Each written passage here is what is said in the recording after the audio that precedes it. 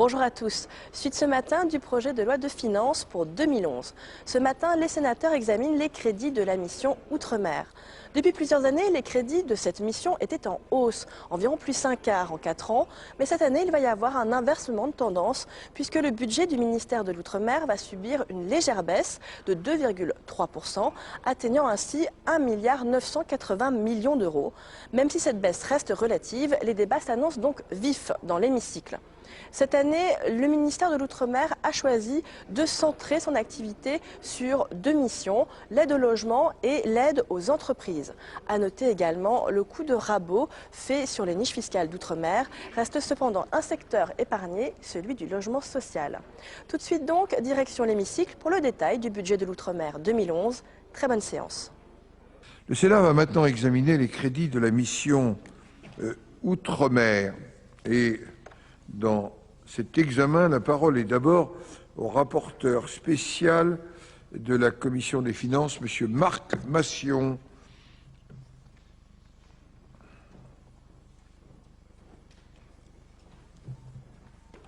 Vous avez la parole, Monsieur le rapporteur spécial. Monsieur le Président, Madame la Ministre, chers collègues rapporteurs de la Commission des lois, de l'économie et des affaires sociales, Monsieur le Président de la Commission des finances, mes chers collègues, notre présentation des crédits de la mission Outre-mer pour 2011 s'articule en 2 parties.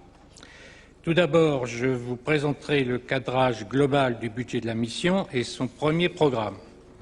Puis, Éric Deligé vous présentera de manière plus détaillée l'évolution des crédits du second programme et rapidement les articles rattachés à la mission. Avant d'entrer dans le vif du sujet, je souhaiterais faire un point sur l'état d'application de la loi pour le développement économique des Outre-mer, la LODEOM, votée le 27 mai 2009. Si la grande majorité des décrets d'application sont aujourd'hui parus, 18 mois après l'adoption de la LODEOM, 3 mesures restent toutefois encore inapplicables, faute de décret d'application. L'aide au fret pour les entreprises, le groupement d'intérêt public censé régler le problème de l'indivision et le dispositif de transparence des prix pratiqués par les transporteurs aériens. Outre ces mesures, de nombreux décrets d'application ne sont parus que dans le courant de l'année 2010, ce qui explique que les dispositifs concernés ne produisent pas encore leur plein effet. Venons-en au projet de budget 2011, qui constitue une rupture par rapport au budget des 3 années précédentes. En effet, pour la première fois depuis la stabilisation de sa maquette en 2008, les crédits affectés à la mission Outre-mer diminuent dans le projet de loi de finances 2011 par rapport aux crédits votés dans la loi de finances initiale pour 2010. La baisse reste toutefois limitée puisqu'elle s'élève à 0,5% en autorisation d'engagement et à 2,3% en crédit de paiement. Cette contraction des dotations porte exclusivement sur les crédits du programme Conditions de vie Outre-mer et sera détaillée par Éric Deligé. En dépit de ce constat, le sort de la mission Outre-mer peut rester enviable au sein du budget général de l'État. En effet, entre 2008 et 2011 notamment, le montant des autorisations d'engagement de la mission aura globalement augmenté de 22,9% et celui des crédits de paiement de 15%. Une rupture peut également être relevée en matière de dépenses fiscales rattachées à la mission Outre-mer. En effet, depuis 2008, le montant des niches fiscales rattachées à la mission n'a cessé de progresser. À cet égard, la LODEOM a conduit à une augmentation globale de ce montant, puisque les niches créées ont coûté légèrement plus que les niches supprimées sous réduite. Les mesures que nous avons votées la semaine dernière, dans la première partie du projet de loi de finances 2011, et celles que nous examinerons la semaine prochaine, dans sa deuxième partie, devraient conduire pour la première fois à leur diminution. Mais celle-ci ne pourra être constatée qu'en 2012, puisque la réduction des niches fiscales portera sur les revenus 2011. En 2011, la dépense fiscale outre-mer continue donc d'augmenter, quoiqu'à un rythme ralenti. Elle progressera de 1,9% entre 2010 et 2011 pour s'établir à 3,4 milliards d'euros. Venons-en au premier des deux programmes de la mission consacré à l'emploi outre-mer. Deux éléments majeurs se dégagent de son analyse. D'une part, et je dirais comme d'habitude, les crédits consacrés au remboursement à la sécurité sociale des exonérations de charges spécifiques à l'outre-mer sont sous-budgétisés. Ils devraient manquer, d'après les besoins identifiés par les organismes de sécurité sociale, 63 millions d'euros en 2011. Il est donc à craindre, comme c'est arrivé en 2007, en 2008 et en 2009, que le gouvernement ne soit amené à ouvrir en cours de gestion ou par la loi de finances rectificative les crédits nécessaires. La Commission des finances vous présentera donc un amendement pour remédier partiellement à cette sous-budgétisation. L'amendement propose de transférer les crédits consacrés à l'agence de santé de Wallis-et-Futuna vers les exonérations de charges sociales. Je vous rassure tout de suite, et notamment notre collègue sénateur de Wallis-et-Futuna, l'objectif n'est pas du tout de remettre en cause cet établissement, mais de soulever le problème de sa gestion par le ministère de l'Outre-mer, qui n'est pas en mesure de le satisfaire de manière satisfaisante. Il nous semble que cette gestion devrait être assurée normalement par le ministère en charge de la santé, mais j'aurai l'occasion de développer ce point lors de la présentation de l'amendement. D'autre part, concernant le programme Emploi outre-mer, on constate que si les crédits augmentent, c'est en raison de la montée en puissance du service militaire adapté, le SMA. Ce dispositif d'intégration des jeunes ultramarins non diplômés, à travers une formation citoyenne, militaire et professionnelle, a fait ses preuves par le passé. De sorte que le président de la République a annoncé en 2009 le doublement du nombre de jeunes bénéficiaires. Nous avions formulé des inquiétudes sur ce point, en constatant que le budget consacré au SMA ne connaissait pas parallèlement un doublement. Le projet de loi de finances est de nature à apaiser nos inquiétudes. D'une part, les crédits consacrés au SMA augmentent fortement, plus 40,5% en autorisation d'engagement et 37,1% en crédit de paiement, pour s'élever à 201 millions d'euros en autorisation d'engagement et 181 millions en crédit de paiement. D'autre part, nous savons désormais que les nouveaux publics du SMA ne seront plus que des jeunes non diplômés, mais des personnes parfois diplômées en situation de chômage de longue durée. Elles recevront des formations d'une durée plus courte que les actuels volontaires du SMA, ce qui permet de doubler le nombre de bénéficiaires du dispositif sans doubler les moyens qui lui sont affectés. Il faudra toutefois, dans nos contrôles à venir, vérifier que le dispositif du nouveau SMA est aussi efficace que l'ancien. Et je laisse la parole à Éric Doligé pour vous présenter les autres orientations de ce projet de budget. Merci, monsieur le rapporteur spécial.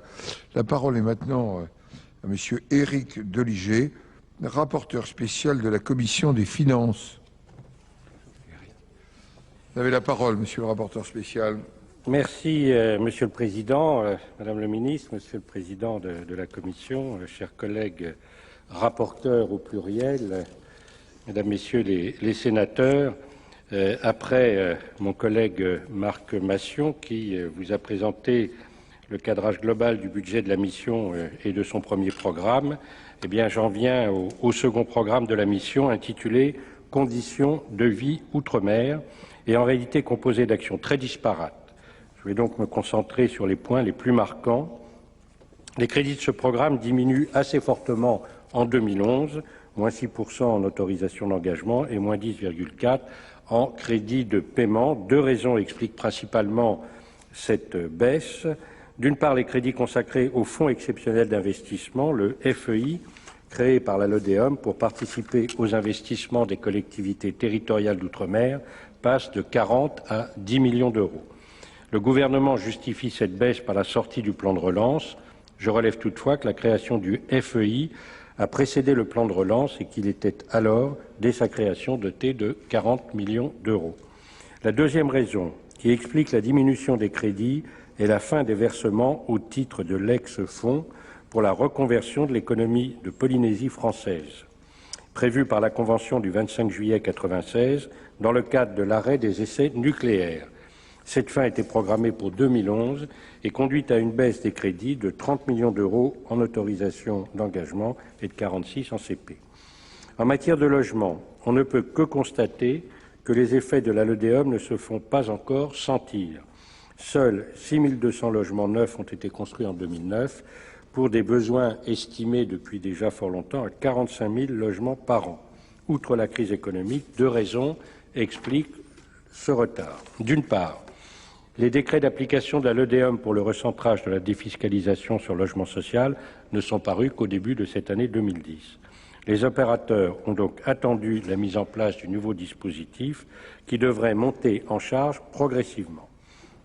D'autre part, la nouvelle possibilité de cumul de la défiscalisation et des crédits de la ligne budgétaire unique pour le financement des opérations de logement nécessite un temps d'adaptation des procédures. Beaucoup d'informations remontent du terrain afin de nous signaler des difficultés de mise en œuvre de la nouvelle réglementation issue de la LODEOM, tant au niveau local qu'au niveau du ministère des Finances.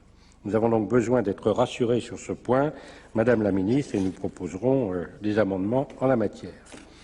D'après les informations que vous nous avez transmises, les premiers chiffres disponibles pour 2010 indiquent un décollage par rapport à 2009. Espérons-le, bien évidemment. Dernier élément de ce programme, la réforme du dispositif de continuité territoriale, qui regroupe 51,6 millions d'euros de crédit.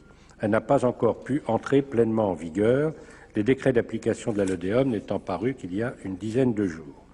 Madame la Ministre, vous pourrez probablement nous donner des informations plus détaillées sur ce point, donc concernant la réforme de la continuité territoriale. Le nouveau fonds de continuité territoriale doit par ailleurs être géré par l'ADOM, qui est l'Agence de l'Outre-mer pour la mobilité, seul opérateur de la mission, dont le nom et les compétences ont été modifiés et dont les crédits vont quadrupler pour cela en 2011. Or, nous avons très peu d'informations sur cette agence, dont la performance était jusqu'à aujourd'hui assez limitée.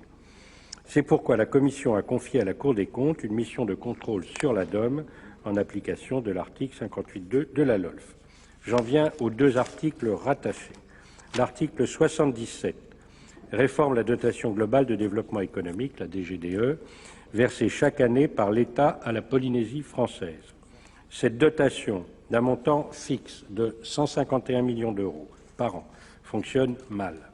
Elle n'existe qu'en vertu d'une convention passée entre l'État et le territoire, et malgré 5 avenants en 7 ans, c'est-à-dire presque autant de changements de gouvernement dans la même période, le contrôle de l'utilisation des fonds s'est avéré très difficile. L'article 77 propose donc une réforme bienvenue en créant à la place de la DGDE 3 dotations distinctes dont le montant total sera égal au montant actuel versé au territoire. D'une part, une dotation globale d'autonomie qui sera attribuée à la collectivité de la Polynésie française pour financer son fonctionnement sur le modèle de la DGF. Elle évoluera d'ailleurs au même rythme que la DGF. D'autre part, une dotation d'investissement versée directement par l'État aux communes polynésiennes. C'est là la nouveauté, bien évidemment. En effet, comme l'avaient relevé nos collègues Christian Cointat et Bernard Frimat, dans un rapport fait au nom de la Commission des lois, le financement des communes par la collectivité polynésienne engendre actuellement effet pervers et clientélisme. Enfin, un concours financier dont les modalités resteront fixées par une convention, mais qui servira uniquement à financer les investissements structurants de la Polynésie française. Cette réforme nous paraît aller dans le bon sens. Elle doit permettre de pérenniser l'effort de l'État envers la Polynésie, de l'inscrire dans la loi et non dans une convention sujette à interprétation, de distinguer les fonds versés pour le fonctionnement et pour l'investissement, et enfin, de remédier aux problèmes de financement des communes polynésiennes. La Commission des finances vous proposera toutefois d'adopter 2 amendements qui précisent et stabilisent le dispositif proposé par le gouvernement. 4 autres articles sur lesquels la Commission des finances ne propose pas de modification ont été ajoutés à l'Assemblée nationale.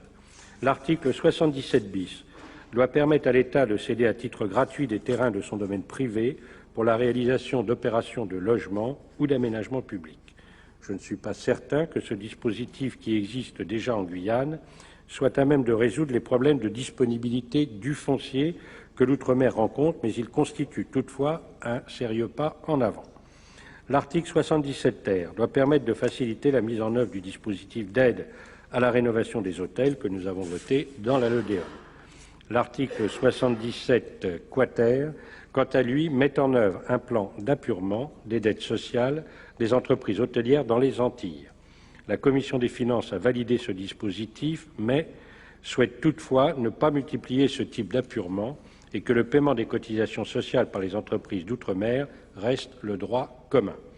Enfin, l'article 77 quinquies doit permettre le déploiement de la télévision numérique terrestre, la TNT, en outre-mer, tout en préservant la diversité culturelle des petites chaînes de télévision.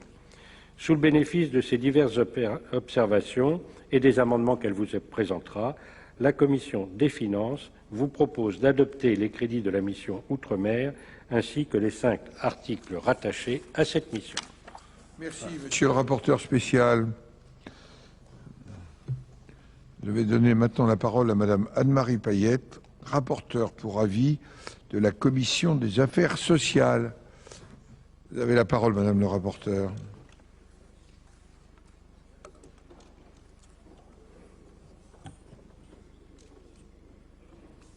Monsieur le Président, Madame la Ministre, Messieurs les rapporteurs, mes chers collègues, les crédits de la mission Outre-mer pour 2011 ont été excellemment présentés par Éric Doligé et Marc Massion, nos rapporteurs spéciaux, et je les en remercie. La Commission des affaires sociales a donné un avis favorable à leur adoption et je n'évoquerai aujourd'hui que quelques-uns des sujets qui la concernent plus directement.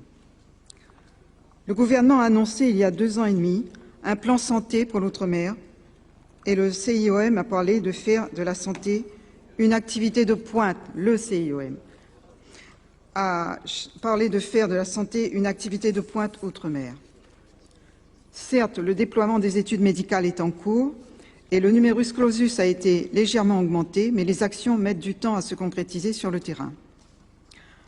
Ainsi, que l'on prenne l'exemple de la télémédecine, des réseaux de téléenseignement et de visioconférence, de la mise aux normes sismiques des hôpitaux, de la révision des coefficients géographiques et de la valorisation des surcoûts relatifs aux activités déséquilibrées, ou encore de la lutte contre la drépanocytose, on nous indique qu'ils seront soit instruits ultérieurement, soit, dans le meilleur des cas, qu'ils feront l'objet d'un état des lieux, d'un bilan général ou d'études. Sur ce point, justement, 20 000 €, ce qui est dérisoire, étaient prévus pour 2010 pour financer une étude afin de caractériser les décès infantiles des DOM et les comparer à ceux de la métropole. Est-il besoin de rappeler que les taux de mortalité infantile et maternelle sont dramatiquement élevés outre-mer? En est-on vraiment encore à devoir caractériser ces décès? Plus largement, la première tranche du plan Hôpital 2012 n'est destinée qu'à hauteur de 2,2% à l'outre-mer, ce qui me semble loin d'être suffisant au regard des besoins. Ma première question, Madame la Ministre, est donc la suivante. Quelles actions concrètes seront menées en 2011 sur le terrain pour améliorer la santé publique outre-mer? Nous examinerons tout à l'heure un amendement sur la vente de tabac dans les DOM qui va, me semble-t-il, en ce sens. Le logement est le second sujet que je souhaite aborder.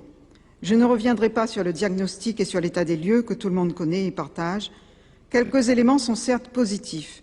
Le décret sur la surcharge foncière a été adopté récemment et les crédits destinés au FRAFU sont en nette augmentation en 2011. Toutefois, 2 problèmes majeurs subsistent. Les engagements de la LBU sont stables en 2011, mais les crédits de paiement sont en baisse de 10%. Le gouvernement assure que la programmation sera respectée. On peut s'en étonner, alors que les crédits 2010 sont presque entièrement consommés. Comment, dans ces conditions, résoudre la crise aiguë du logement avec des crédits en baisse? Le nouveau dispositif de défiscalisation du logement social pose encore de nombreux problèmes d'application concrète qui risquent de retarder les opérations, que ce soit en termes d'agrément, de procédure ou de cumul avec la LBU. Le rapport de nos collègues députés Gaël Yano et Claude Bartolone du 29 septembre dernier sur l'application de la LODEOM est très éclairant à cet égard. Notre commission a déposé plusieurs amendements pour fluidifier les procédures.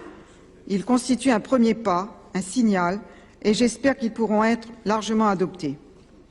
Nos territoires connaissent des contraintes fortes liées au climat, à la géographie, parfois à l'histoire, si bien que l'action publique est déterminante pour permettre à tous de se loger.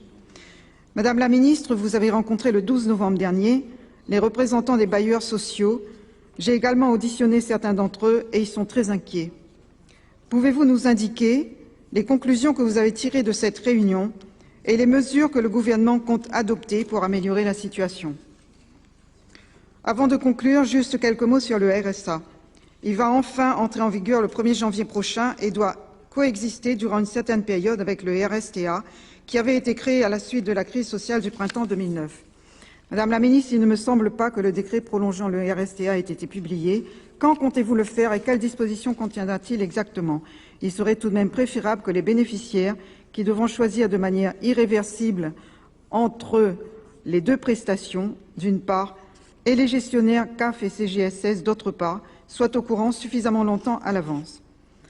En conclusion, une dernière question.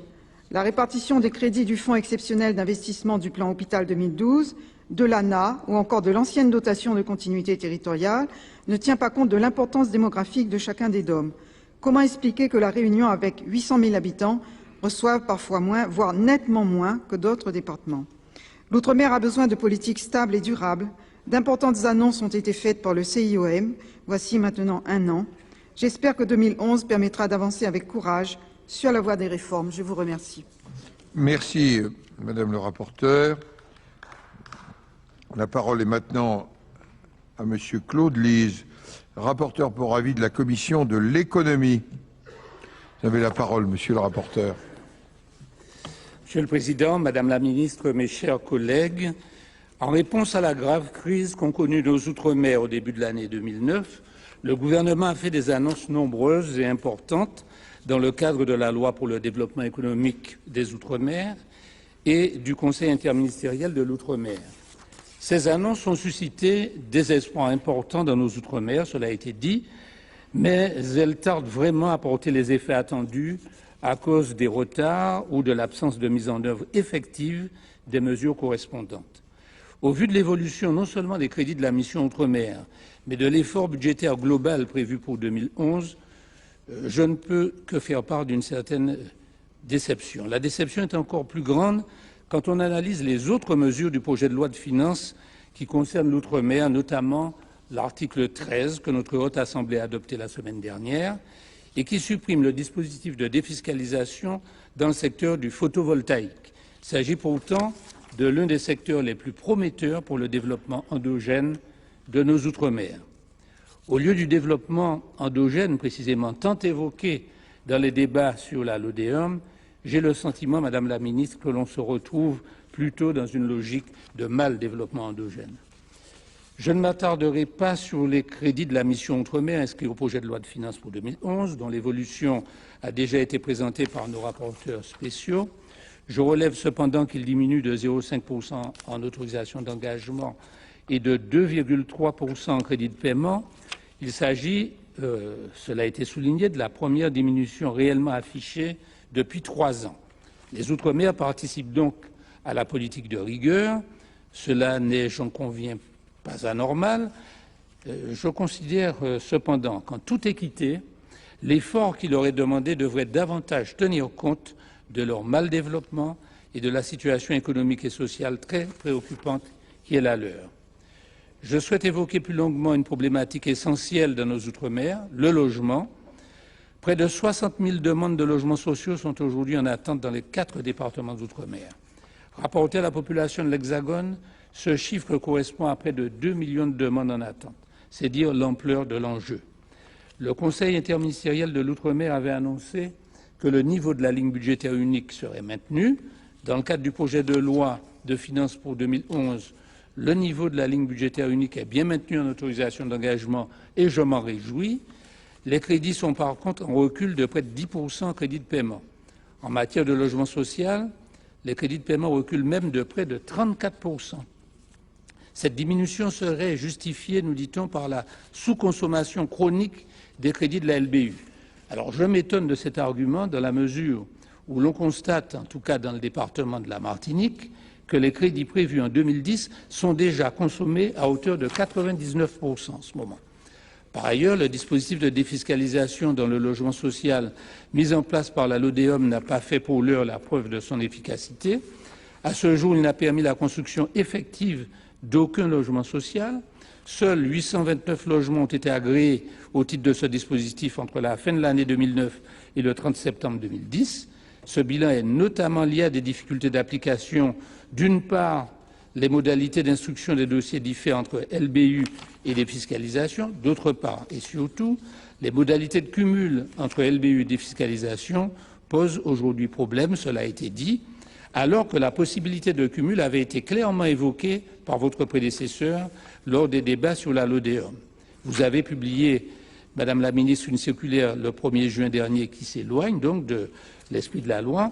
Je ne peux que le regretter car cela freine la réalisation de certaines opérations sans que je souhaite pour autant, je le précise, que le cumul prenne un caractère systématique.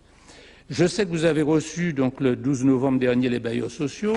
Donc à mon tour, je vous demande ce que vous comptez prendre comme disposition au cours des prochaines semaines afin que ce dispositif s'avère réellement efficace.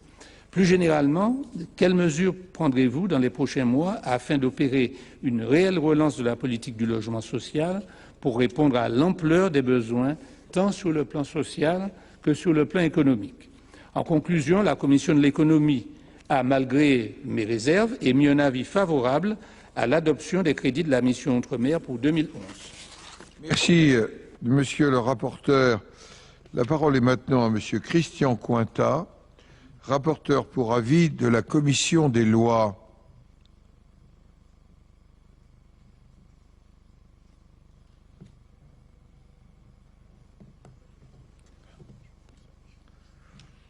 Vous avez la parole, Monsieur le rapporteur. Oui, Monsieur le Président, Madame la Ministre, mes chers collègues, Albert Einstein nous a appris les charmes de la relativité. Aussi devons-nous être conscients que dans un monde de disette financière où le budget ne cesse de se contracter par phases successives, tel un cycle sans fin, le statu quo peut apparaître comme une forme de progression. Tel est le cas, du moins pour l'essentiel, du budget destiné à l'outre-mer, tant au niveau de la mission outre-mer qu'à l'échelon global. Cela souligne une nouvelle fois la volonté manifeste de l'État d'assurer un effort soutenu pour l'ensemble des collectivités ultramarines. Nous pouvons donc manifester une certaine satisfaction, ou plutôt, pour être exact, une satisfaction relative. La notion d'économie, dont on nous rebat en permanence les oreilles, au point de perdre de vue la finalité du budget, qui consiste à financer du mieux possible des dépenses jugées utiles, expression de choix politiques, comporte des effets pervers, en masquant souvent par une lecture immédiate des résultats à moyen et long terme. Pour gagner quelques sous, entend-on dire, alors qu'il ne s'agit pas de gain, mais d'un renoncement à agir, on peut, par des malencontreux coups de rabot financiers, se priver des objectifs voulus. Alphonse Allais disait sous la forme d'une boutade « Il faut demander plus à l'impôt et moins aux contribuables ». En réalité, ce n'est pas une boutade.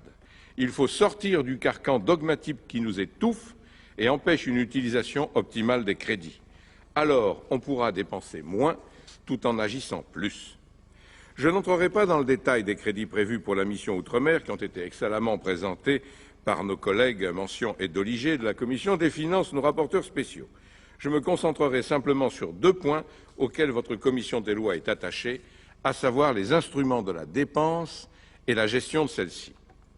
En effet, il ne suffit pas de disposer des moyens de l'action. Encore faut-il les utiliser au mieux des besoins et de la façon la plus adaptée à ses nécessités. Or, dans ces domaines, il semble que des progrès substantiels pourraient être faits. Le premier point que j'aborderai concerne les indicateurs de performance. Ces derniers s'avèrent rudimentaires ou parcellaires au point de ne pouvoir remplir pleinement leurs fonctions d'information et d'évaluation. Compte tenu de l'ampleur de l'effort budgétaire et fiscal déployé, en particulier en matière de défiscalisation et d'allègement des charges sociales, il serait opportun que l'État s'assure de manière beaucoup plus approfondie de l'efficacité économique et sociale des différents instruments financiers utilisés, comme de l'emploi des crédits attribués.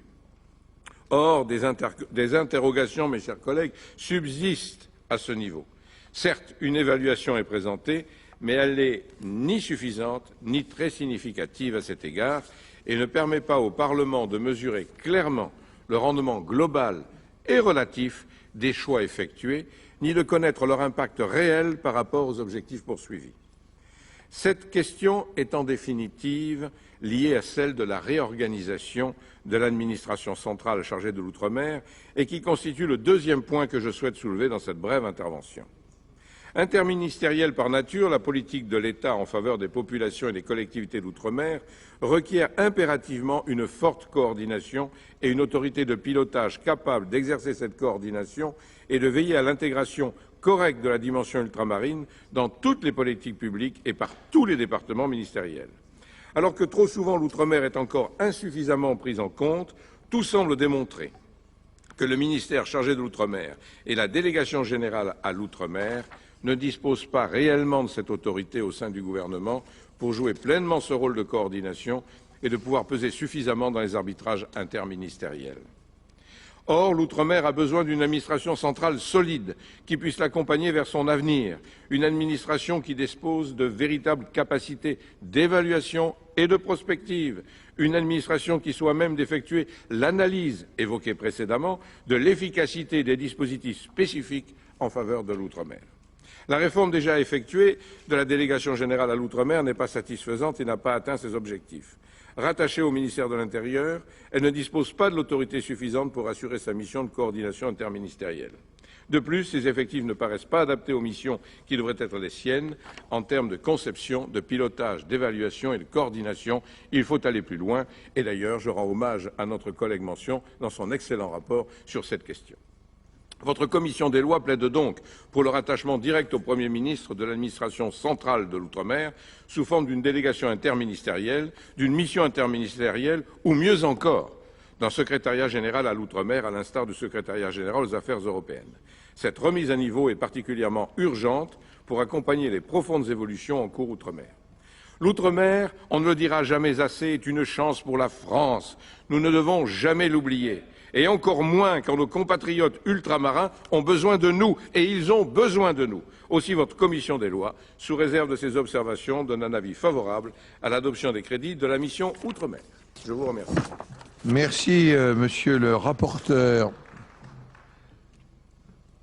Après la présentation des rapporteurs, la parole est maintenant à notre collègue Jean-Étienne Antoinette, apparenté au groupe socialiste.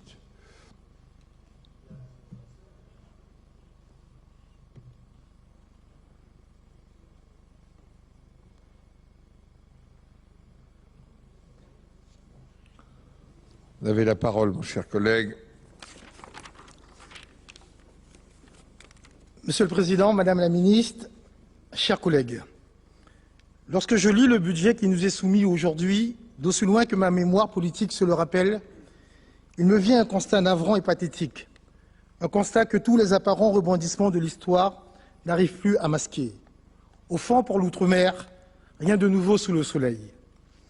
Cette période de l'année ressemble à l'un de ces moments d'un long feuilleton télévisé, dont on pourrait rater 4 ou 5 épisodes sans y perdre du fil de l'intrigue. Rien ne change en vérité. Toujours à la même période, pratiquement devant les mêmes collègues, on reprend les chiffres. Et toujours, on retrouve les perpétuelles oppositions entre le discours insistant sur le coût de l'outre-mer pour la France et un autre naïf qui présente ces territoires comme une chance pour la République. Que sommes-nous donc exactement? Que sont vraiment les Outre-mer pour la France? Juste un thème trop long dans la liste des sujets à traiter au Parlement et qui agace les rapporteurs de la Commission des finances. Juste le prix à payer par la France est-il si élevé pour pouvoir se vanter d'être la deuxième puissance maritime du monde ou de posséder la plus belle réserve de biodiversité des pays d'Europe ou encore le port spatial de l'Europe? J'ai suivi le débat sur le budget de l'outre-mer en loi de finances pour 2009, fin 2008, déjà très contesté par les parlementaires ultramarins. Et j'ai suivi la crise sociale de 2009, commencée déjà en Guyane, fin 2008. Puis j'ai suivi le vote en urgence de la LODEOM, et encore les États généraux de l'outre-mer, et enfin le SIOM. J'ai entendu discours, annonces, engagements, espoirs. Et j'ai vu la réaffirmation au sein de la population guyanaise du contrat qui lie la République et ses territoires périphériques. Espoir qui s'est même traduit en janvier 2010 par un vote des Martiniquais et des Guyanais pour un maintien de ces départements dans la République sous le même régime en vigueur de l'identité législative. Aujourd'hui, je ne suis pas le plus déçu. Un dicton cynique ne dit-il pas « Les promesses n'engagent que ceux qui y croient ». La vérité est bien là. Qu'il s'agisse de la LOM, de la LOPOM, de la LODEOM, les lois de finances aiment bien dévoyer, sinon défaire presque aussitôt ce que les lois pour l'outre-mer parviennent péniblement à essayer de faire. Aujourd'hui, on atteint le fond du puits, car pire que tout, dans un gouvernement qui n'écoute pas la rue, et ce n'est pas moi qui le dis, dès lors qu'il s'agit de l'outre-mer, il n'écoute bien que la rue. Enfin, n'exagérons rien. Seulement du moins qu'on sait qui menace les intérêts politiques et commerciaux notoirement inéquitables et qui lui sont particulièrement liés. Et c'est dans ce cas-là, on promet tout ce qui peut calmer la foule. On peut même se dépêcher de l'inscrire dans une loi. Mais une loi, n'est-ce pas un acte majeur, dévoyé dès lors à une recette miracle? Ne serait-il pas aussi tout à fait inconsidéré de diminuer les recettes de l'État, le temps de les publier les décrets, en particulier si l'on se donne beaucoup de mal à laisser un peu traîner les choses? La prochaine loi de finances sera venue, la rue se sera calmée et l'on pourra reprendre tranquillement ce qu'on avait donné, et même plus. Lorsque j'analyse le projet de loi de finances en général et le budget de la mission Outre-mer en particulier, pour 2011, ce qui apparaît, c'est le scénario d'un mauvais feuilleton, indigne d'un État démocratique. C'est le reniement de ses valeurs, le déni de ses propres engagements et le mépris pour les citoyens déjà vulnérables que l'on abuse de la sorte. Alors non, aujourd'hui, je ne vais pas rentrer dans la bataille des chiffres du budget 2011. Nous le savons tous, il diminue. Budget qui lui-même doit renvoyer au bilan de la LODEOM, et donc un nouvel exemple des inconséquences de ce gouvernement. Aujourd'hui, je ne veux pas refaire le procès d'une défiscalisation qui a été privilégiée au détriment de l'aide budgétaire, une structuration véritable des filières de développement économique et qui dévoile aujourd'hui toutes ses limites. Aujourd'hui, je ne veux pas m'appesantir sur la manière dont le gouvernement, dans les faits, ne prend aucun compte des actuelles conditions de logement des ultramarins sur leur propre territoire, ni sur les problèmes de la formation de la jeunesse, de l'emploi et du développement économique, ni m'attarder sur les 15 000 foyers qui, en Guyane, vivront encore pour un temps indéterminé, sans avoir accès à l'électricité, juste à côté de la base, où sont lancés pourtant les vecteurs Ariane et bientôt Vega et Soyouz. Aujourd'hui, je voudrais poser la question du projet du gouvernement qui sous-tend tout cela. Quel est-il, ce projet? À mon sens, il est vide, il sonne creux. Il se part des oripeaux du changement institutionnel pour mieux masquer son manque de contenu et son absence totale de perspective. Sans mise à pesantir davantage, je vais plutôt me projeter dans l'avenir et tenter de parer au désastre. Il vous reste quelques secondes, mon cher collègue. En effet, je vais conclure. Projection. En effet, en ces temps où l'on annonce la rigueur, je m'attache à rechercher de nouvelles ressources pour les collectivités territoriales des Outre-mer et plus particulièrement de la Guyane. Je verrai donc le moment venu, à travers l'accueil réservé à mes amendements, jusqu'où la volonté de ce gouvernement de mettre en péril, en réalité, le développement des Outre-mer, en fermant toutes les écoutilles, en brouillant toutes les pistes. Aujourd'hui, j'ai juste envie de vous poser une question, une seule. Si vous ne pouvez faire davantage avec les Outre-mer, de grâce, au moins, ne nous empêchez pas, en plus de faire ce que nous pouvons avec ce que nous avons, et donc principalement avec nos ressources naturelles et nos moyens humains. Merci. Merci, mon cher collègue. La parole est maintenant à notre collègue Denis Detcheverry pour le groupe du Rassemblement démocratique social et européen.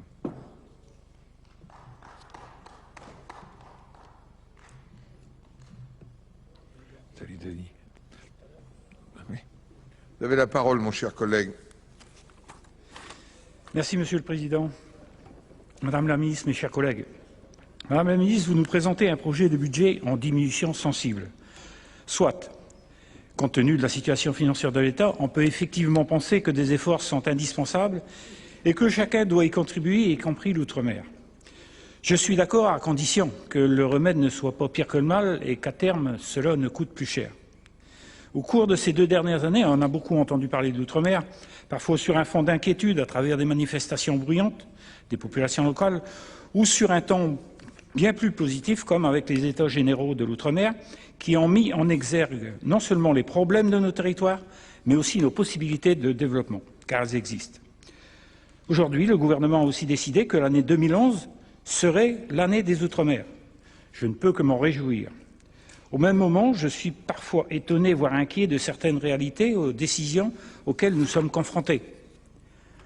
On entend régulièrement dans les discours que l'évolution de l'outre-mer passe obligatoirement par sa valorisation, la valorisation de son patrimoine maritime, environnemental, qui place la France, je rappelle, au 2e rang mondial, par la valorisation aussi de sa biodiversité, qui représente quand même 10% de la biodiversité mondiale, ainsi que par son intégration géographique en favorisant les coopérations régionales. J'adhère totalement à ce programme, comme beaucoup de mes collègues ultramarins. Mais une question me taraude, comment y parvenir avec des réductions budgétaires? Comment faire plus avec moins? C'est ma question. Certes, il est possible d'optimiser les dépenses, certainement, avec une meilleure gestion, mais il faut rester réaliste. Là, alors que les objectifs affichés dans les États généraux sont ambitieux, donc difficiles à atteindre, avec de telles restrictions, elles pourraient devenir de vaines déclarations. Autre source d'inquiétude, la place de l'outre-mer dans la politique européenne. Nous savons aujourd'hui que l'Union européenne s'apprête à signer des accords de libre-échange avec le Canada ou même avec certains États d'Amérique du Sud. Malheureusement, les territoires des zones concernées, ultramarins, n'ont nullement été associés aux négociations. D'où cette question, quid de cette coopération régionale? Et plus généralement, quelle est la place réservée à l'outre-mer dans la politique économique européenne? À Saint-Pierre-et-Miquelon, malgré mes propositions pour dynamiser et pérenniser les relations et échanges avec le Canada, les accords de coopération signés en 1994 n'ont toujours rien apporté en matière économique. Je maintiens ce que je vous ai dit, Madame la Ministre, la coopération régionale ne pourra exister que si la politique nationale y croit et s'y attelle sérieusement. Les récents contacts que j'ai pu avoir avec les provinces du Canada atlantique me rapportent que cette coopération à laquelle ils se sont intéressés ces dernières années leur semble impossible à mettre en œuvre tellement il y a d'obstacles au montage des dossiers. En effet, du fait de notre petite taille, certaines compétences incontournables font défaut localement. Je l'ai dit et je le répète, Madame la Ministre, nous ne pouvons assumer à tous les niveaux l'autonomie que nous confère l'article 74 de la Constitution. J'en profite pour parler de la gestion de la TNT à Saint-Pierre-et-Miquelon, qui, à travers les médias, nous font rayonner sur le Canada, qui risque de mettre fin à ce rayonnement ainsi qu'à celui de la France auprès de nos amis canadiens. Initialement prévu pour offrir un accès gratuit à un plus grand nombre de chaînes avec une meilleure qualité de réception de son et d'image, l'inverse peut se produire à Saint-Pierre-et-Miquelon. En effet, l'arrivée de la TNT est imposée chez nous avec un cryptage des chaînes, dont peut-être la chaîne locale. Nous ne pourrons donc plus diffuser sur tout le Canada, comme nous le faisons actuellement et depuis bientôt 11 ans, au Canada où nous avons pratiquement 600 000 téléspectateurs potentiels. En outre, la population devra aussi investir dans des décodeurs onéreux, ce qui va quelque peu à l'encontre du principe de gratuité de la TNT. Coût qui sera difficile à assumer, surtout pour les retraités qui ne sont pas bien pris en compte depuis quelques années. Je pense aux petites retraites, on en a parlé à plusieurs reprises. Surtout que Saint-Pierre-et-Miquelon se trouve, comme vous le savez, dans une zone dollar, donc subit en même temps une inflation. Donc nos seniors qui se retrouvent avec des retraites de misère pourront très difficilement se payer ce genre de télévision. Autre inquiétude, Madame la Ministre, il y a un an, dans ce même hémicycle, j'obtenais votre promesse pour la mise en place à Saint-Pierre-et-Miquelon de l'aide au fret à destination des petites entreprises exportatrices de l'archipel, notamment. Nous attendons toujours la mise en application de cette mesure dont l'économie locale a crucialement besoin pour avoir une chance d'être compétitive. Qu'en est-il aujourd'hui? Revenons à 2011. À l'heure où je vous parle, je ne sais pas comment cette année d'outre-mer se déroulera, comment se traduira dans les faits, que ce soit sur le terrain ou dans l'Hexagone. Les parlementaires ultramarins que nous sommes n'ont à ce jour pas été associés au projet par l'État. J'espère qu'il y aura notamment une vraie mise en valeur de l'incroyable biodiversité de l'outre-mer, à la fois auprès de nos compatriotes métropolitains ainsi que de nos voisins géographiques respectifs. Même les ultramarins ont besoin de découvrir ou redécouvrir leur environnement. Après avoir appris que Saint-Pierre-et-Miquelon avait été oublié par certaines instances nationales, j'ai récemment entrepris de faire connaître la richesse de la biodiversité de mon archipel auprès des ministères de l'outre-mer, de l'écologie, de la recherche et de l'enseignement supérieur, ainsi que du Conservatoire du littoral, de la Fondation pour la recherche sur la biodiversité, de l'Agence des aires marines protégées, de France Nature Environnement. J'espère que désormais nous serons pris en compte pour l'avenir dans le cadre de cet environnement à Saint-Pierre-et-Miquelon. Comme vous pouvez le constater, Madame la Ministre, je suis inquiet, très inquiet. Pouvez-vous me rassurer en répondant à ces questions dont l'avenir de l'outre-mer et celui particulièrement de Saint-Pierre-et-Miquelon dépend? Je vous remercie. Merci, mon cher collègue. La parole est maintenant notre collègue Madame Gélita O'Haraud, groupe communiste républicain citoyen, sénateur des partis de gauche.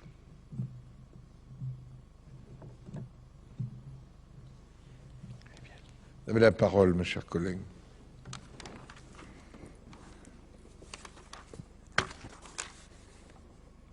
Monsieur le Président, Madame la Ministre, chers collègues, alors que 2011 se veut l'année des Outre-mer, à l'occasion de laquelle serait faite la promotion de nos territoires, année pendant laquelle nos diversités, nos richesses en termes de culture, institutions, développement durable, économie et entreprises seront mises en lumière, force est de constater que le budget de cette même année fait fi de ses atouts, pire encore, exacerbe nos problèmes, nos difficultés.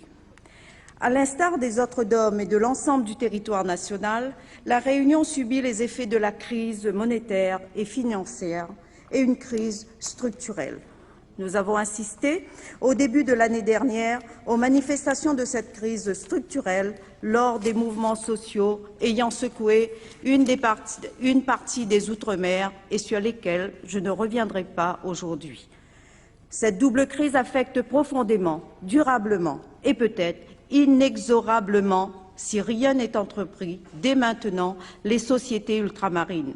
Plus qu'ailleurs, les ménages subissent de plein fouet la hausse du chômage. Cette augmentation amène le taux de chômage de la Réunion à un triste record, celui du plus élevé de toute l'Union européenne, soit 29%.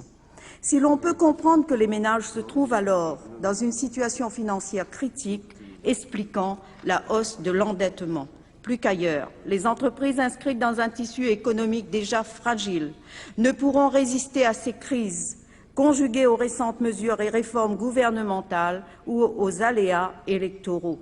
Avec la fin des grands travaux à La Réunion, le BTP a perdu en l'espace d'un an 22% de ses effectifs. Plus qu'ailleurs, les collectivités territoriales sont confrontées aux besoins de rattrapage en équipements et infrastructures et à une forte demande sociale, alors que, concomitamment, leurs ressources financières diminuent. Pour des observateurs réunionnais, cette double crise aura à terme de graves conséquences. Je cite la revue Perspectives économiques de La Réunion. Dans les années qui viennent, la Réunion va traverser une crise majeure, identique aux 2 ou 3 grandes crises qui ont façonné son histoire depuis le début du peuplement. Celle-ci ressemblera sans doute beaucoup à la crise du sucre du XIXe siècle. Fin de citation. Telles sont les perspectives auxquelles vous nous condamnez, alors que des solutions autres, émises par les ultramarins, vous ont déjà été présentées. De même, l'opinion publique réunionnaise est inquiète, pessimiste pour l'avenir. 81% considèrent le chômage comme la préoccupation majeure, 76% craignent une dégradation du pouvoir d'achat, 70% pensent que la situation économique est mauvaise. Ces indicateurs datant d'août 2010 sont à leur plus bas niveau, jamais recensés jusqu'ici. Le gouvernement n'a pas toujours sous-estimé la situation ultramarine, ne serait-ce que dans les discours ou dans les intentions. Ainsi, nous avons eu la STRACOM, stratégie de croissance pour l'outre-mer, présentée par votre prédécesseur, Yves Jégo, il y a plus de 2 ans. On nous annonçait que le président de la République était, selon le rapport de présentation, je cite, « le porteur d'une nouvelle vision de l'outre-mer fondée sur une volonté de croissance durable, de doter les économies ultramarines de la capacité d'affronter les grands défis de l'époque, en fondant la croissance de chaque territoire sur ses singularités. » Fin de citation. Et que pour de telles ambitions, aussi louables qu'unanimement soutenues, on attendait que le budget de l'outre-mer pour 2009-2012 allait connaître une progression exceptionnelle.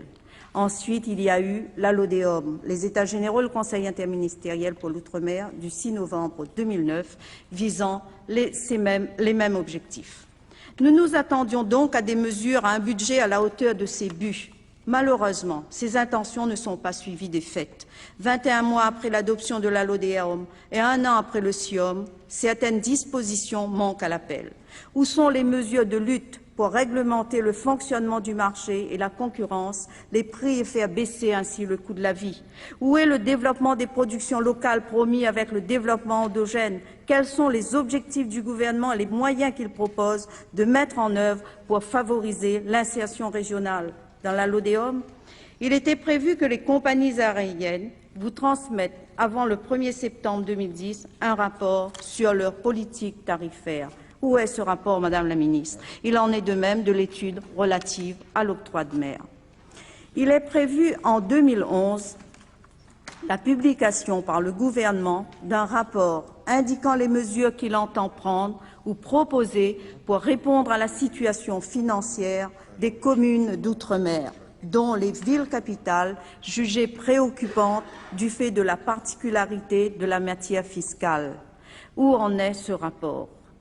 À ces questionnements qui restent en suspens, s'ajoute un budget aujourd'hui en diminution pour les outre-mer et de fait un désengagement du gouvernement, bien que vous appliquiez, Madame la Ministre, à soutenir que tel n'est pas le cas.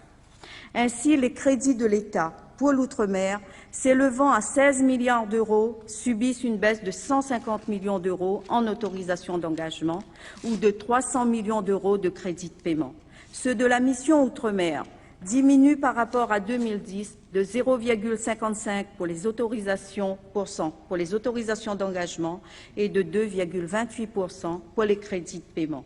Cette mesure drastique n'épargne aucun domaine, même les secteurs névralgiques, considérés comme prioritaires par la LODEOM. Ainsi, concernant le logement social, vous maintenez l'illusion de crédits constants quand les crédits de paiement ne cessent de diminuer. Vous nous annoncez, Madame la Ministre, des crédits de 274 millions d'euros en autorisations d'engagement pour 2011, et ce jusqu'en 2013, alors que, conjointement, les crédits de paiement diminuent de 21 millions d'euros de 2010 à 2011. Or, vous n'êtes pas sans savoir le besoin urgent de logements sociaux dans les DOM. À La Réunion, 22 600 familles sont dans l'attente d'un logement social. Tous les ans, sur les 6 500 nouveaux ménages, plus de 70% relèvent du logement social. Cette année, toute la LBU affectée à La Réunion a été utilisée pour la construction de 3 000 logements. 2 000 logements supplémentaires auraient pu être livrés si la demande d'une rallonge de 20 millions d'euros avait été acceptée. En outre, quelques mois seulement après l'adoption de la LODEOM, les bailleurs sociaux vous ont alerté sur les problèmes de la mise en application de la défiscalisation. Lors de votre rencontre en novembre dernier, vous avez annoncé la rédaction d'une nouvelle circulaire. Pouvez-vous, Madame la Ministre, nous assurer que cette dernière verra le jour très prochainement et mettra fin aux incertitudes juridiques, aux obstacles administratifs freinant l'instruction des dossiers en attente d'agrément fiscal? Bercy est-il prêt à clarifier les modalités de financement du logement social par la défiscalisation, qui doit rester un complément à la LBU et non se substituer à elle? Le FRAFU se voit appliquer le même traitement, 32,5 millions d'euros en autorisations d'engagement, mais seulement 25,7 millions d'euros en crédits de paiement.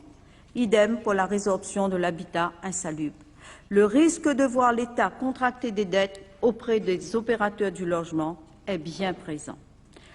Aucun secteur n'est épargné par cet abaissement de crédits. Dans le programme Emploi Outre-mer, les crédits de paiement destinés au soutien aux entreprises diminuent de 1,7 %. Jusqu'à hier, il était question que les contrats aidés subiront eux aussi une coupe sévère puisque le gouvernement, avec assurance et aveuglément, décide de baisser leur financement de plus de 40 millions d'euros sur un an et de 100 millions d'euros sur 2 ans. Mais, de passage à La Réunion, vous annonciez 1800 contrats supplémentaires.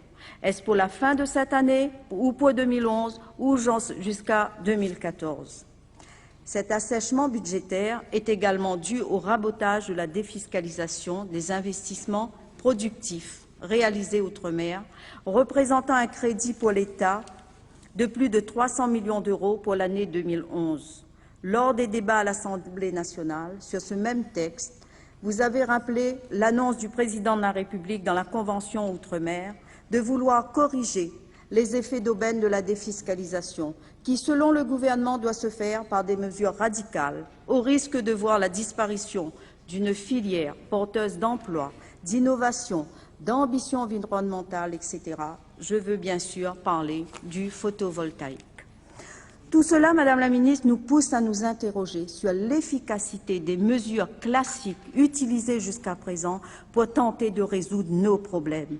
Ne sommes-nous pas arrivés à la fin d'un cycle où les méthodes classiques, un peu plus ou un peu moins de défiscalisation, apparaissent totalement inopérantes? Même si votre budget ne baissait pas et qu'il augmentait de 5 à 10 ou 10% ou plus, ce qui n'est évidemment pas le cas. Est-ce pour autant que nos problèmes auraient été résolus? Aussi, Madame la Ministre, le moment n'est-il pas venu de réfléchir à un autre mode de développement pour tout l'outre-mer? Telles sont, Madame la Ministre, les remarques que je voulais formuler à l'occasion du débat sur le budget de mission Outre-mer. Il est évident que cela ne pousse pas à l'optimisme et à la confiance. Et comme les mesures de rigueur perdureront encore au moins 3 ans, on comprend l'inquiétude qui s'empare de la population et des jeunes en particulier, de plus en plus en proie au désespoir et à la colère. Merci. Merci, ma chère collègue. La parole est maintenant notre collègue Louis-Constant Fleming pour le groupe Union pour un mouvement populaire.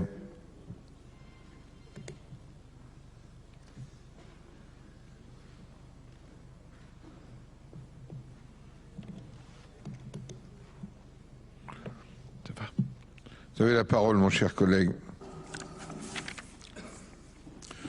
Monsieur le Président, Madame la Ministre, Madame, Messieurs les rapporteurs, chers collègues, les documents mis à notre disposition dans le cadre de ce débat budgétaire nous donnent la mesure de l'effort budgétaire par habitant et par collectivité d'outre-mer qui doit être consenti par l'État en 2011. Cet effort est très inégal, allant de 177 à 12 441 € par habitant, selon le cas. Une telle disparité n'a en soi rien pour surprendre. Il convient de prendre en compte la situation de chaque collectivité d'outre-mer. Force est de constater, Madame la Ministre, l'anomalie que ce document fait apparaître en ce qui concerne la collectivité de Saint-Martin. Pour celle-ci, l'appartenance à la nation va se traduire par un effort de solidarité budgétaire de seulement 688 € par habitant en 2011. Sans doute, Saint-Martin dispose-t-elle désormais d'une compétence fiscale lui permettant de collecter des ressources propres mieux appropriées à ses besoins. Mais la Polynésie française, Mayotte, Saint-Pierre-et-Miquelon, Wallis et Futuna, la Nouvelle-Calédonie disposent également et depuis beaucoup plus longtemps de la compétence fiscale. L'effort de solidarité nationale y est pourtant entre 5 et 20 fois supérieur. Il faut, me direz-vous, pour mesurer le soutien apporté à une collectivité, prendre en considération le niveau de revenus de ses habitants. Mais c'est à l'évidence ce qui n'est pas fait pour Saint-Martin, à propos de laquelle perdure une image de paradis fiscal totalement contraire à la réalité, une réalité largement imposée par une évolution démographique trop ignorée. Saint-Martin, Madame la Ministre, c'était 6 000 habitants en 1980, mais officiellement 35 000 aujourd'hui et plus probablement 40 000. Ce bouleversement démographique n'a nullement été dû à un afflux massif d'amateurs fortunés de villégiature tropicale, mais bien plutôt à une immigration régionale causée par la misère, l'insuffisance de soins, de formation ou d'espoir de travail et toutes les calamités liées au sous-développement dont la situation haïtienne nous donne le désolant exemple. Je suis obligé de rappeler que c'est l'État compétent en matière d'immigration qui, en 1992, a régularisé la situation de milliers d'étrangers qui ont, de surcroît, profité du regroupement familial. La commune de Saint-Martin a dû ainsi faire face à une augmentation massive de la population qu'il a fallu prendre en charge, tant sur le plan de la santé que sur le plan scolaire, sans oublier bien sûr leur logement. Sur une population estimée à 40 000 personnes, il y a aujourd'hui près de 10 000 enfants en âge scolaire. La collectivité de Saint-Martin gère 16 groupes scolaires, maternels et primaires et depuis le 15 juillet 2007, 3 collèges, un lycée, un annexe de lycée et s'apprête à construire un nouvel établissement collège-lycée en PPP. Le résultat statistique, Madame la Ministre, que la Commission européenne vient encore de constater, c'est que Saint-Martin appartient à celle des régions de l'Union européenne qui sont le moins favorisées, où le niveau de revenu par habitant est inférieur à 75% de la moyenne européenne, où le taux de chômage est particulièrement élevé. Pour les régions d'outre-mer se trouvant dans une situation comparable, Madame la Ministre, l'effort national de solidarité budgétaire est en moyenne 8 fois supérieur. L'oubli par la République et ses services de cette partie d'île du Nord de la Caraïbe qu'est Saint-Martin n'est pas, Madame la Ministre, une nouveauté.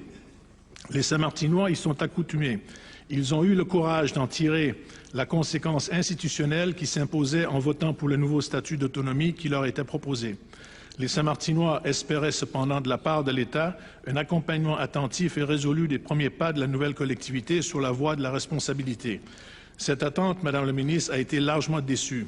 La mise en œuvre du nouveau statut de Saint-Martin n'a fait l'objet ni de la préparation soigneuse qui eût été nécessaire, ni des efforts de mise à niveau que les décennies de négligence avaient rendus indispensables.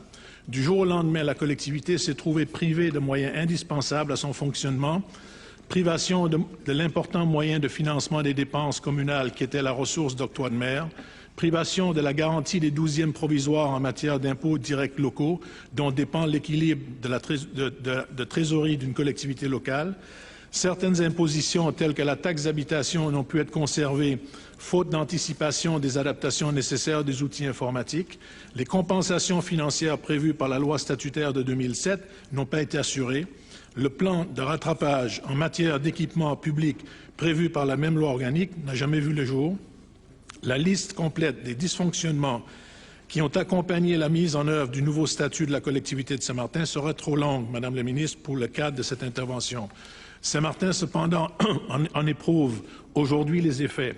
Alors que la collectivité et les contribuables saint-martinois ont fait des efforts considérables, à la fois de modération de la dépense publique et de mise en place et d'acceptation d'impôts nouveaux, l'impréparation du changement statutaire a conduit à une situation de déséquilibre de trésorerie et de déséquilibre budgétaire qu'avait annoncé la mission de l'Inspection générale des finances et de l'Inspection générale de l'administration, diligentée à l'initiative de la collectivité elle-même. Saint-Martin demande en conséquence à l'État, Madame le Ministre, une répartition de l'effort de solidarité nationale en faveur des collectivités d'outre-mer qui lui soit moins défavorable, une plus grande vigilance à l'égard de ses besoins spécifiques, un meilleur engagement des services publics dans l'accomplissement des missions qui sont les leurs. Saint-Martin demande surtout le simple respect de ses droits. L'un de ceux-ci, prévu par la Constitution de la République, réaffirmé par la loi organique statutaire, est que tout transfert de compétences s'accompagne du transfert des moyens permettant l'exercice de celles-ci. La collectivité de Saint-Martin, Madame le Ministre, doit exercer les compétences qui étaient celles de la commune de Saint-Martin. Celle-ci bénéficiait pour cela de l'importante ressource que représentait, je l'ai rappelé, une fraction du produit de l'octroi de mer collecté en Guadeloupe. Je conçois fort bien qu'il ne puisse plus être demandé à la région Guadeloupe de poursuivre l'effort de solidarité qu'elle accomplissait au profit d'une commune qui était partie intégrante de son territoire. Je ne puis pour autant admettre que le principe constitutionnel de compensation financière des transferts de compétences soit, en ce qui concerne Saint-Martin, passé par perte et profit.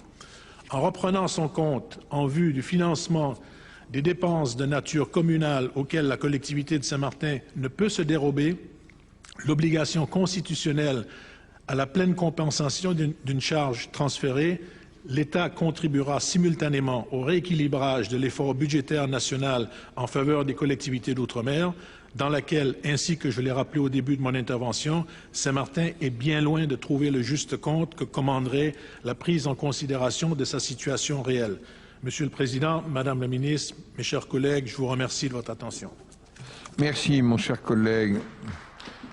La parole est maintenant à notre collègue Adrien Giraud, le groupe de l'Union centriste.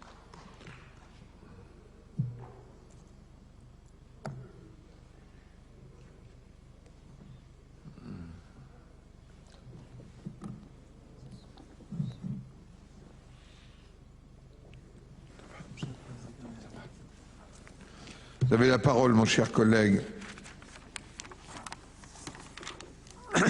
Merci, Monsieur le Président. Monsieur le Président, Madame la Ministre, mes chers collègues, Mayotte entre aujourd'hui dans une nouvelle phase de son développement à l'occasion prévue en avril 2011 de notre collectivité au statut de département d'outre-mer, en conséquence directe de la consultation populaire du 29 mars 2009. Au mois dernier, la discussion au sein de notre Assemblée du projet de loi relatif au département de Mayotte m'a donné l'occasion de faire le point par la situation actuelle de notre collectivité et sur le retard de son développement économique et social, avant d'aborder les questions relatives à l'organisation de ce 101e département de la République. Madame la Ministre, les sociétés évoluent, les besoins de Mayotte ne sont pas ceux d'hier. Le gouvernement a souhaité que la solidarité nationale continue de s'exercer au mieux des intérêts de Mayotte, qui a encore aujourd'hui le plus grand besoin d'un accompagnement fort de l'État dans cette phase importante de son évolution et de sa mise à niveau.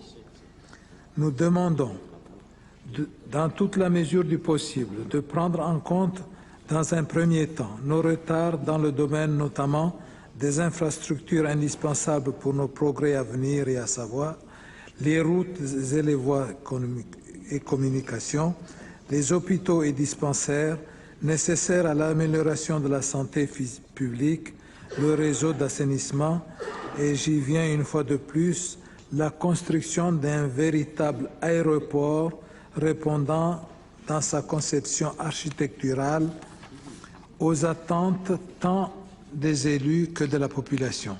Cette question devrait faire l'objet d'un nouvel examen permettant autant que possible de rapprocher les points de vue sur ce projet particulièrement important pour l'avenir de Mayotte. Il est évident en effet qu'un tel projet doit se fonder sur un consensus aussi large que possible sans susciter d'inutiles polémiques. En dépit du cadre budgétaire national dont je connais toutes les contraintes et malgré les efforts déjà faits par l'État afin de résorber nos retards de développement, je souhaite l'octroi à Mayotte d'un concours financier spécifique destiné à permettre aux communes mahoraises de faire face aux lourdes charges de cette période de transition jusqu'à l'installation en 2014 de l'organisation départementale et en attendant, bien entendu, l'application progressive de la fiscalité locale qui leur permettra des ressources nécessaires à leur fonctionnement. Madame la Ministre, il me semble indispensable qu'une formation adaptée soit portée à plusieurs catégories de fonctionnaires qui sont déjà à présent appelés à mettre en œuvre concrètement la départementalisation sur le plan administratif, technique et financier. D'autre part, je souhaite appeler tout spécialement votre attention sur l'état du réseau routier à Mayotte. Ce réseau se compose de 90 km de routes nationales et 139 km de routes départementales. La direction de l'équipement est responsable de la gestion des routes nationales pour le compte de l'État et des routes départementales pour le compte de notre collectivité. Ces routes ont été dimensionnées à une époque où le trafic routier était faible. Ces axes sont souvent détériorés déformés, faute de moyens d'entretien réguliers. À la suite notamment des inévitables dégâts résultant de la saison des pluies, l'érosion est alors considérable. C'est pourquoi les réseaux routiers se dégradent rapidement, compte tenu également de l'augmentation importante du trafic des poids lourds entre les principaux pôles économiques. Quelques aménagements ont été déjà réalisés, tels que la rocade de Msapere en 2002 et de Pasmaïti en 2005, pour désengorger ce trafic très intense. Partant de ce constat que des besoins cruciaux demeurent à Mayotte, en particulier en termes d'infrastructures, le 13e plan, contrat de projet État Mayotte 2008-2014, a retenu dans son 4e axe la mise en œuvre d'un aménagement équilibré du territoire par la création, l'amélioration et la sécurisation du réseau routier. Le coût prévu pour cette action s'élève à 20 millions d'euros pour le réseau national à la charge de l'État. En cette fin d'année 2010, un peu plus de 8 millions d'euros auront été consommés, soit la totalité des crédits ouverts entre 2009 et 2010. Il reste donc 12 millions à honorer pour les prochaines années. Je souhaite sur ce point obtenir du gouvernement toute assurance sur le respect de ces engagements si importants pour notre entreprise locale, c'est-à-dire l'emploi des Mahorais. S'agissant de la programmation routière, hors ouvrage d'art, concernant le réseau national, les montants d'autorisation d'engagement se portent à 4 millions d'euros par an pour les 3 années à venir. La dernière étude réalisée par le Centre d'études techniques d'équipement DEX constate que les besoins d'entretien et de régénération du réseau à Mayotte sont de 15 millions d'euros. Afin de permettre le patrimoine en état, sans en modifier les caractéristiques, il s'agit simplement des travaux ayant pour objet de maintenir ce patrimoine. À ce qui concerne l'amélioration du réseau routier, les besoins sont estimés à 30 millions d'euros. Sur ces 30 millions d'euros, un peu plus de 11 millions sont actuellement financés par le contrat projet État Mayotte. Près de 20 millions supplémentaires seront donc nécessaires afin de mettre le réseau routier en état. Je n'insisterai pas davantage sur l'état du réseau départemental, dont on peut évaluer environ à 35 millions d'euros les besoins d'investissement sur les prochaines années pour en assurer la sécurité et qui peuvent être financés par les communes mahoraises faute de moyens. Madame la ministre, vous voudrez bien nous apporter les éclaircissements nécessaires sur l'actuel de ces dossiers suivis avec une grande impatience à Mayotte par la raison évidente que l'intérêt économique de ces projets pour les entreprises rejoint les besoins de la population en termes de sécurité routière et l'amélioration des échanges de toute nature, tant à l'intérieur de la collectivité que dans des relations à l'extérieur, en particulier dans le domaine du tourisme. En conclusion, il est évident que les Mahorais peuvent enfin, dans le cadre départemental, consacrer leurs efforts au développement économique ainsi qu'aux progrès sociaux, culturels de notre collectivité. La réponse apportée par les Mahorais lors de la consultation du 29 mars 2009 signifie également que le temps est désormais venu de tirer les conséquences de l'évolution politique récente qui appelle bien, évidemment, de vigoureuses actions de rattrapage initiées et accompagnées par l'État. Lors de la discussion budgétaire de l'an dernier, j'ai eu l'occasion d'appeler l'attention du gouvernement sur nos priorités, car nous avons bien dit que le proverbe que Paris ne s'est pas fait construire en un jour, mais il s'agit pour nous l'urgence économique, sociale, qui s'appelle l'éducation, modernisation foncière, logement. Je sais pouvoir compter sur la vigilance de l'engagement du gouvernement pour relever de tels défis avec Mayotte. Permettez-moi de rappeler une fois encore que Mayotte a depuis longtemps formulé le vœu d'accéder au statut de région ultrapériphérique de l'Europe communautaire, au même titre que les actuels départements d'outre-mer. Madame la ministre, les Mahorais attendent beaucoup de votre action. Je sais que vous saurez le souci de ne les décevoir. Madame la ministre, Monsieur le Président, mes chers collègues, je vous remercie de votre bienveillante attention. Merci, mon cher collègue. La parole est maintenant à notre collègue Richard Tuyé-Yava, apparenté au groupe socialiste.